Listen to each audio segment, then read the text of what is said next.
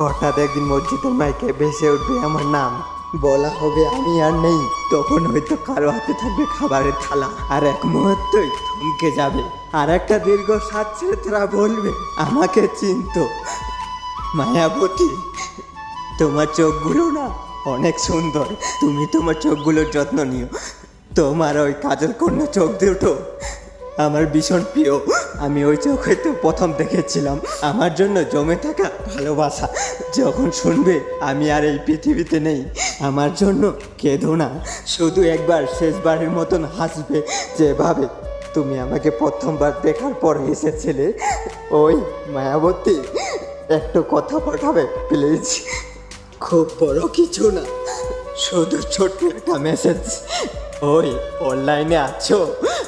জানেন, আপনার ওই কথার অভাবে আমার ওই প্রতিটা রাত অনেক দীর্ঘ লাগে। আমার চোখ ভিজে যায়, অথচ কাউকে বলতেও পারি না। আমি জানি আপনার কাছে ততটা আমি গুরুত্বপূর্ণ না, তবুও আমি কেন জানি না আপনার একটা এসএমএসের জন্য অপেক্ষা করি। আমি নিজেকে অনেক বুঝাই, আপনি তো আর আমার না। শুধু মনটা আর মানে না, শুধু আপনাকেই খুঁজে বেড়াই। এখন আর আমার তোমার কাছে সম্পর্ক থাকবে না থাক, তাতে আর কোনো আর আফসোস নাই।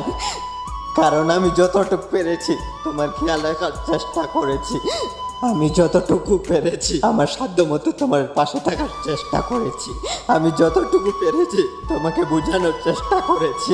আর তুমি মনে করছো আরে ওর তো ওটাই অভ্যাস, ও এরকমই। একটা কথা সবসময় মনে রেখো, যে মানুষগুলো না মন প্রাণ উজাড় করে ভালোবাসতে পারে, তারাই না অতিরিক্ত কষ্ট আর অবহেলা পায়।